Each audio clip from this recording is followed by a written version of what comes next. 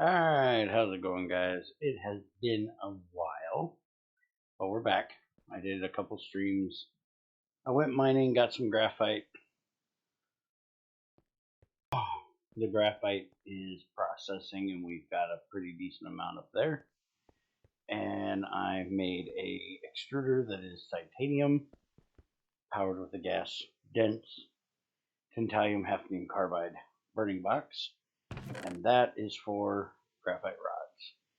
And we need the graphite rods to make all three of the new circuits or batteries. Sorry, these are the cells for the batteries. So we'll need them for nickel cadmium, lithium cobalt, and lithium manganese. Now the nickel cadmium is basically unlocked by the graphite rod, because other than that you just need some nickel, some aluminum, steel, curved battery, alloy, stainless steel, potassium hydroxide. This is gotten from electrolyzing salt and water, so very easy to get that. We've done that to get sodium hydroxide, and then a plastic ring and your cadmium plate. So that will be easy to do. It's just filled with distilled water, so no issue there. And then making the batteries is the same as all of the rest of them. Now, the ones that take lithium, you actually need a special kind of lithium perchlorate, and we'll deal with processing that at some point. And you also need a circuit in here for this one. So I think it's T3 or higher you need. It may be 4, but I'm not positive. It just say GT circuit 01. I don't know why all that's. Oh, that's because that's all the ones that it can handle. Okay. But yeah, I do believe it's T4 or higher you need for that. Typically, by the time I get to these, I just use T6 circuits, because you'll see the lithium manganese is T6 only, it's not switching. So it's just easier. And if I literally never make lithium cobalt, because if you're going through the stuff to get the lithium perchlorate, and you're already making the circuits, you've got the plastic, you got the chromium, the graphite rod, everything else is the same. The only difference is you use cobalt rod or manganese rod. And seriously, the manganese is easier to get than the cobalt, if you're saving cobalt for reactor fuel, which is what we're doing. And also, we use Ultimate Pipe, so they take 5 parts cobalt for that as well. Most of my cobalt is sitting right there, waiting to be centrifuged for reactor fuel. But I just wanted to let you guys know what I have been doing. I've been thinking about how we're going to deal with the hydrogen issue. Even with the hydrogen being burnt down there, we still are always full on hydrogen. That's part of what the battery talk is about, is being able to burn off even more of that by making bigger and better batteries. But for right now, that's not what we're going to work on today. Today, we're going to work on automating this aluminum electrolyzer. So that's what we use to make our aluminum. When we have the alumina coming in, which we have butt tons of it, this thing can hold 335 units. I think it's even more than that, to be honest. This one finally turned off. It can hold 500. So I'm guessing that's roughly the same. So it can hold a butt ton of alumina in here. And we have plenty sitting there. I could honestly put in a barrel to store them in, but since we have to have it up in there, I just leave it like this, and it pours when it needs to.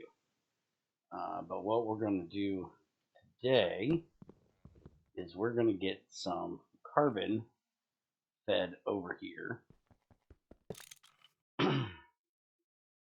And to do so, we're going to put an inventory extender here. And the inventory extender is going to extend the inventory below it. So we need it to go that direction.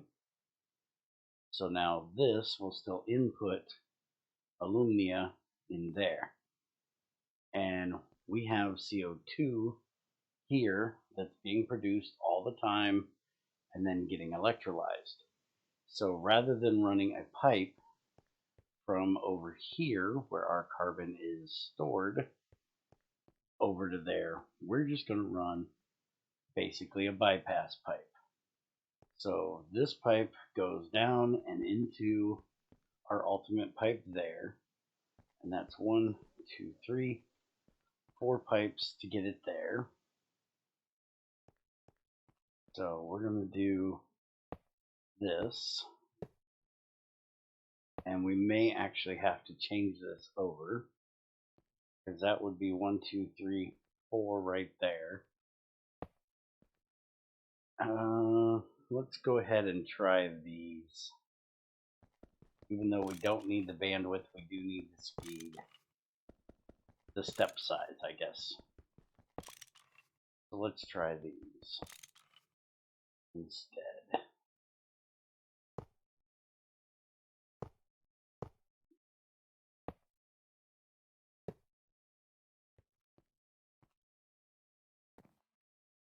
Alright, so we need to go here, and then we'll just bring this over. That's not going to work. Come down this way. And then we'll just stick one of these on here. And we'll see how that works. I have ultimate cooking right now. So if this doesn't work, we can always grab some of those and try those out.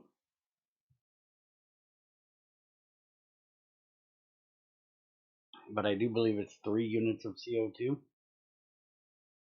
So that's going to take a minute, and then it should start. But I've got another thing that I want to get started today. And that is we're getting a decent amount of fluorine done. It's not a lot, but it's a decent amount. So we're going to go ahead and start getting that taken care of now before it becomes a problem. So we're going to get a mixer out of our stash here. And we're just going to throw this in, let's see, right here. And the recipe we're going to be doing for this, there are a couple that we could do. We could do fluorine and aluminum to make aluminum fluoride.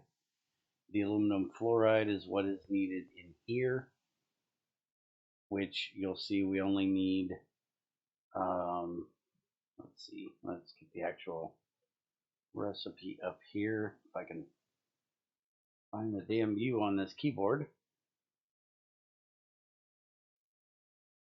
So you can see that it only needs 4 liters of it to make 4 aluminum. So it's completely worthwhile to do that recipe.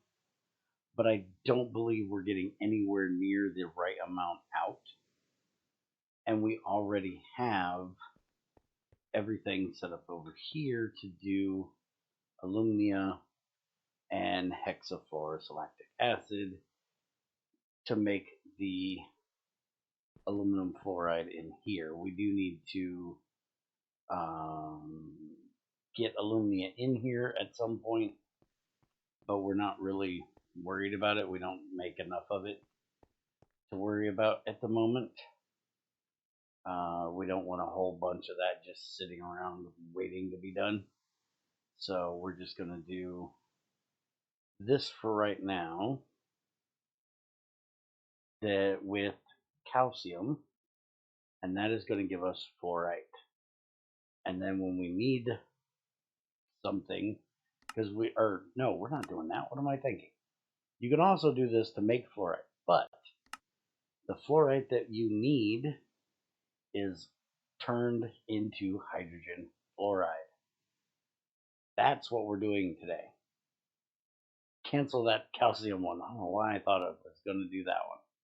We're doing this. We're just going to put hydrogen and fluorine together, and it's going to make us hydrogen fluoride, which is what we need for making the hexafluorosilicic acid, for making our where is it?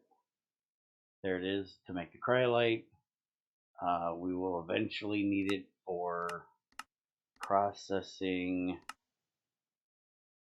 uraninite into uranium tetrafluoride.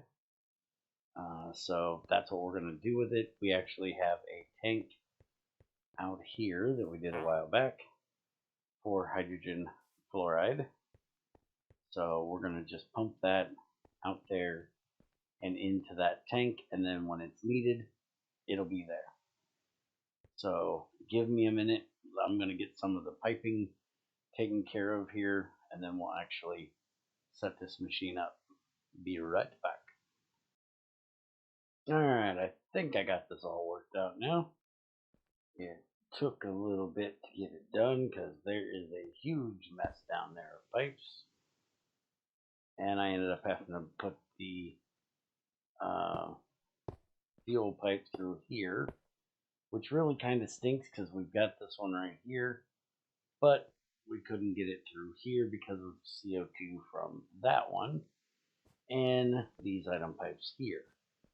So we have our output pipe, which is not hooked up, it just ran up there. I'll go on the roof and figure out which one of those two is the input and output later and connect it, because one is running to the tank, the other one is running back from the tank.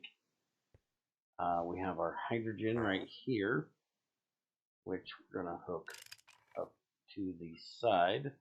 Mixer can take in fluids from the left. This is going to help with hydrogen, by the way. Another great reason to do this. And we're going to hook this up right here, which will get us our fuel. It says we have fuel and no output because we have hooked up the CO2. The only thing we need now is our fluorine, which I have grabbed the drum off of over there. And for right now, we're going to put it there. And we're going to set it to output. So there we go. It's now running. There is our hydrogen fluoride. The fluorine is not acidic, so we will be able to run it through rubber. But the hydrogen fluoride that comes out of it is acidic, so that needs to go through our stainless steel. So we have already emptied that entire drum, so we can go ahead and get rid of that. We don't need to store this stuff anymore. And so with that, what we're going to do is move our fluid filter here for fluorine to that side, and we will just run our small pipes over from there and into there. So that'll automatically get all of our fluorine that comes out from our aluminum processing and process it. Now, we did get our carbon in here. We have 3 of them, so that part is working. And let's see how much we actually need here. We need 3. So what's the problem? 6 point. Oh, it took off. Not quite sure why. It just took off. Does it really need 4? I thought it needed 3. Is that what we just seen? Carbon 10 is 4. I have no idea why it just took off, but it just took off. So there we go. And we have plenty of the cryolite and aluminum chloride in there. So now we should basically passively make aluminum whenever we have CO2, which we have CO2 all the time coming in from all the different things we have running here that give off CO2. And it's just passively is going up in CO2 randomly from different places around here that we're getting CO2 from. So that will help with that. I do believe we're going to change these over soon to use diesel and automatic shut off, so they're not running all the time when they don't need to be running. By the way, we have lots of graphite, and we're getting carbon in from there as well. We're also running some coal that we picked up, and milky quartz and some other stuff.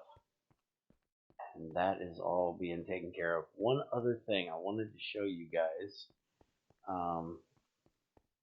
I don't know how many alloys have this issue, but I was noticing I set up a big thing over here to run of black bronze, and I got a buttload of copper out and a bunch of sterling silver and rose gold, and I couldn't understand why.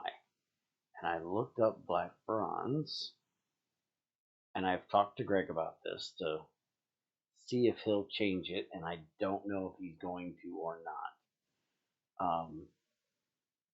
But black bronze, when you combine it, if you do the electrum, it is 1328. If you do the, let's see if I can find it, here we go, rose gold, silver, and copper, it's 1341. And if you do the sterling silver, gold, and copper, 1337. So you have 3 different temperatures there, all really close, but I put in 1328 because I was throwing in straight gold, straight silver, and straight copper, rather than turning it into electrum first. Making it into electrum dust would not be an issue. I could do that by hand, but I wanted to see if I could just throw in all 3 raw materials and get out the final alloy that I wanted, which works fine with ultimate and things like that, but with this one it didn't. But if I set that temperature to the maximum that it needs, the 1341, then it works because it has the exact amount in here, and it wouldn't have already poured some. See, the problem was it was pouring the gold before the 1341 temperature, so therefore if it didn't have that 1 ingot of copper in there that it needed to finish the recipe, it couldn't do it. So I'm hoping that Greg will change the black bronze, because it's a automatic recipe. It automatically says what is the lowest amount that this exact recipe can smelt at, and it automatically sets it. So I'm hoping that he will go in and set a black bronze smelts at 1341, and then that will make this little issue non-existent anymore. But for right now, keep an eye out. If you're trying to do raw material, make sure you're using the highest temperature that that thing can smelt at, because you may still get an issue. And as you see, we've got ultimate coming out now, so we can change some other piping and it's been running really nice. I love this smelter that NetMC did. Other than that little snafu that I had with black bronze, it works great. I haven't had any issues with it. And honestly, that issue wasn't NetMC's. That was mine and inconsistency in smelting temperatures. As you can see, now that we've been running our bauxite vitriol over there, we are getting a lot of bauxite up here. So we're probably going to have to set up the gibbelometer on here and an igniter. Not quite sure how we're doing the igniter because there's not a whole lot of room around here. But we may have to set this up soon to start running our bauxite. Not that we need it, but it is a good way of getting ilmenite and rutile. Also need to run that over to the shredder, to be honest. But we really don't need the bauxite because the amount of alumina we get from the clay is so absurd. The vitriol clay is so absurd. We don't need the aluminum from the bauxite, or alumina from the bauxite. We've got 668 alumina down here just waiting to go into that smelter. Also, I wanted to show you guys, I've been doing some work on this. We now have a gem wall. And so far, this is what I've decided to do. We have all of our emeralds here. I didn't have any more goshenite other than dust, and I was out of barrels, so I didn't get the rest of them in. We also need to finish filling all of this in down here, at least over to here for the exquisites, and that's the only exquisite we have. But this is just passive. The stuff that we have gotten either out of loot, which is why we have 16 of these, by the way, and these 4, I do believe. But all the rest of this that we have is just from going around and getting smalls while we're mining other stuff. So we have a gem here, a dust there. The green sapphire, we only have 1 small, so it's up there for the moment. I've got jade down here. I don't have any jade gems, but we have the dust and 1 flawless. And we have our nether quartz, which we need for comparators and stuff like that. And we will have milky quartz soon, which will be going right there. And we have our diamonds, which again, this will be flawless and exquisite as well. And then I just threw lapis back here for the moment because I didn't know where else to put it. It's a singular gem. It doesn't have any other sizes, but it's not quartz, so I didn't put it with the quartz. I'll probably put any other singular gems I get back there on that backside for right now. But getting started on my gems, these are the only ones I save because you need emeralds and sapphires for the processing circuits that we'll get to eventually, and then diamonds as well, and then quartz if I ever decide to do A2. I need the Certus quartz, and then like I said, the nether quartz and the milky quartz for comparators and things. And then jade is the only native material that gives fortune 3, but I don't have enough of it to make a pickaxe, so I'm probably just going to bypass using it, keep using my Ephron until I can get to dynamite dust, which we'll be at soon. And now, with all of that done, I have an announcement. I'm hoping to be able to keep to this. If any of you happen to see that I didn't, you can come back to this video and say, ha, you're a liar. But Greg has been on his normal January hiatus playing Factorio, and it's part of the reason why I haven't been doing a lot. It's also because me and Crazy have been doing a lot of 7 Days to Die. We love that game. which, by the way, anybody that likes watching this may want to watch the Undead Legacy mod pack that we are playing. I'm actually thinking about doing a single player of it and doing videos for it for anybody that plays it and doesn't understand some of the progression.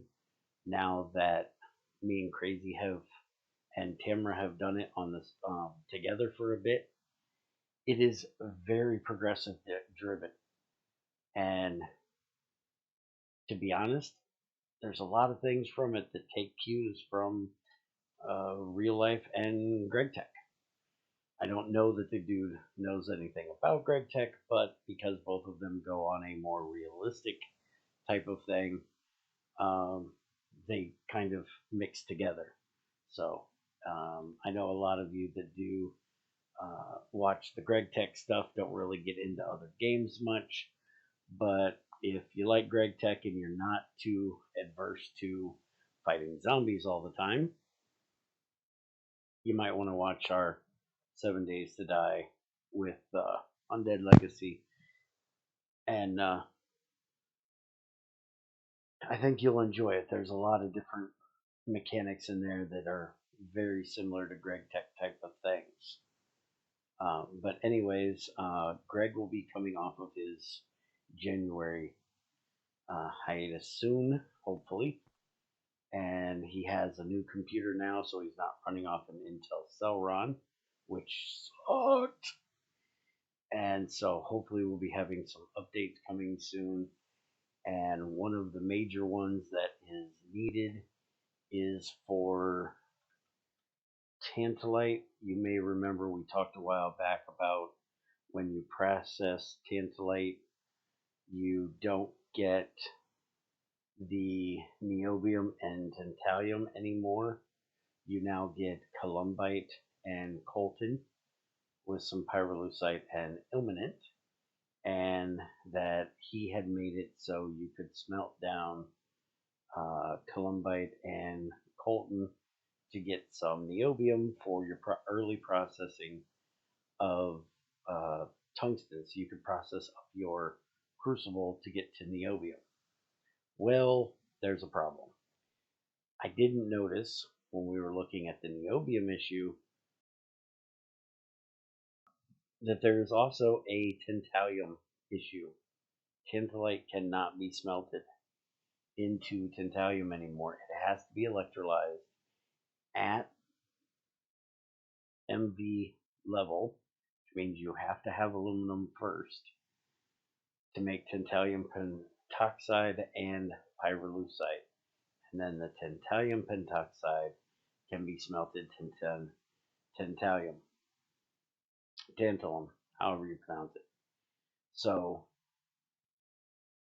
I do believe, don't quote me on this, but I do believe Greg is going to make a processing chain for tantalite that you can get tantalum or tantalum pentoxide without this electrolyzer recipe. He said it's going to be difficult, so I'm expecting high levels of bullshit, which is what we all love and enjoy.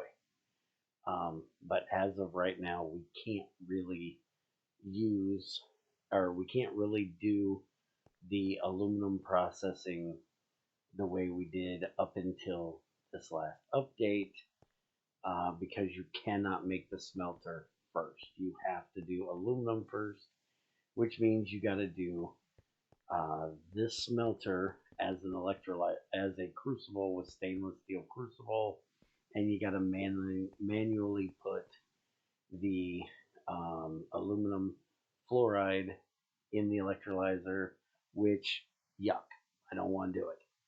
And so I've been fighting that with him, that we really need this to be processed before aluminum.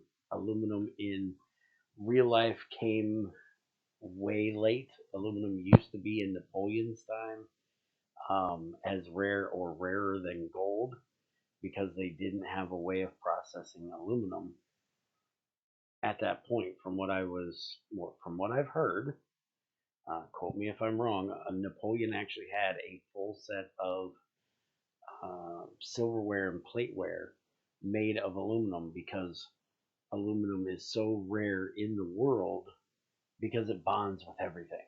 Everything bonds with aluminum. Oxygen makes alumina, and you have aluminum fluoride. You have all kinds of stuff. So it's aluminum really should be later than most everything else. Not sure on the timeline of tantalum and tungsten and all that stuff, but aluminum is your big beast. I think it should come after most everything else. Titanium being the final one, really. But once you get aluminum, titanium is nothing. And technically, you can do that before you do aluminum as well. I just don't because of the not wanting to set up a million boilers to run the dynamos for the electrolyzers for reprocessing. The actual making of it, not that hard. But, anyways, this is the longest rant you guys have probably heard from me in a while. Anyways, when Greg comes back and when this update comes out, we're going to be restarting. This series has been going for over a year now. And yes, I have not gotten very far in a year. Kick me in the ass all you'd like for it. I have been a little bit slow. But I am going to restart so we can get all of the new things that have come out in the last year or so, because I think it's been over a year now. We can look through all of that new stuff that has happened, update some things. Like we didn't have the brick burning box. I think we still had to make bronze with we had to make bronze with a mixing bowl, so all of that had to be done first. We're going to have the new change for niobium and tantalum, stuff like that. So, and I will try, once we get through the basic processing and probably up to tungsten processing, try to come back to this world, or I may still make some videos in this one. I still have lots to do here. But you guys probably by now realize just how much I enjoy doing early game stuff. Once I get to the easy stuff where I'm just kind of remaking the same old things over and over, I start getting a bit bored. And that's kind of where we're at here.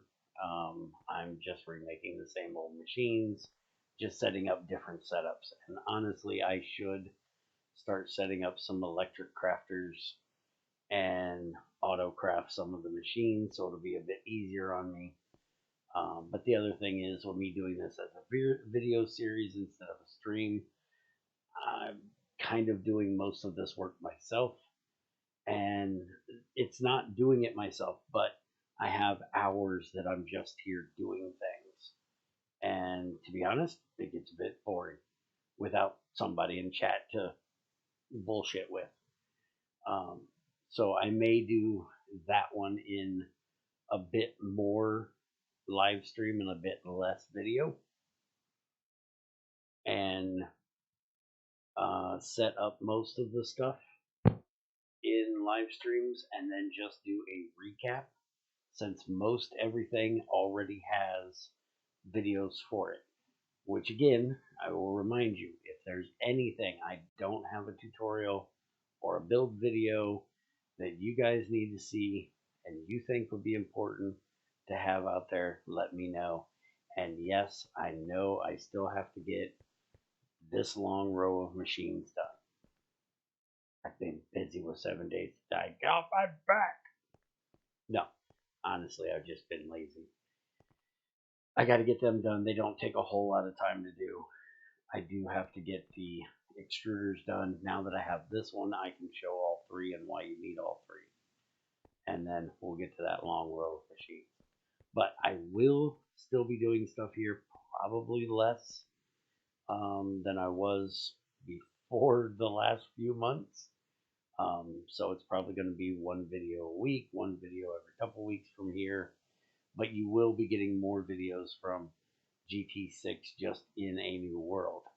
And honestly, we may let this world die with all of the water issues we've had around here, from the water being screwed up when we first started. And World Gen has changed a bunch.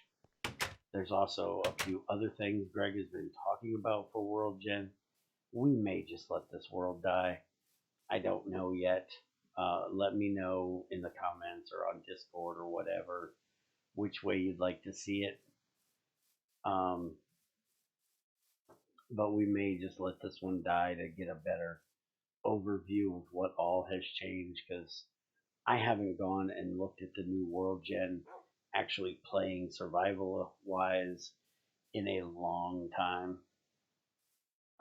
Well, yeah, it's been probably over a year since I've looked at World Gen. So there are all new things out there that I don't really know that much about and experience that much. So let me know your opinion. Do you want to see me finish here? Do you mind if I, continue on in the new one? And I also want to let you guys know, and you can think this is a terrible idea if you'd like. I completely understand if you do, but Shadow is actually streaming and recording on the server and has been doing a very good job. He's actually gotten to aluminum himself on the server. Amazed, I know, I'm amazed myself.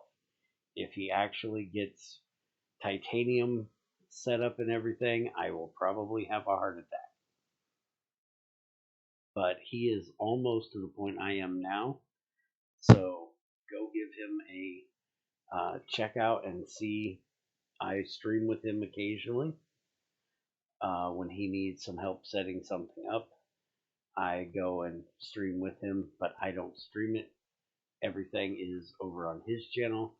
I will leave a comment on this video with a link to his YouTube. Everything's on YouTube. Nothing's on Twitch. I'll also put a card up in the corner, or an end card or something,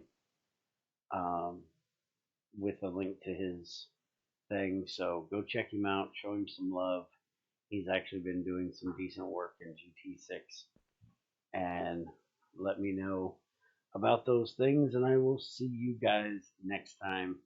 I am going to try to get another video made here very soon, finally using this stuff and setting up our processing of the chlorides here: magnesium, calcium, manganese, ferrous, and lithium's a different thing we're not going to be doing yet.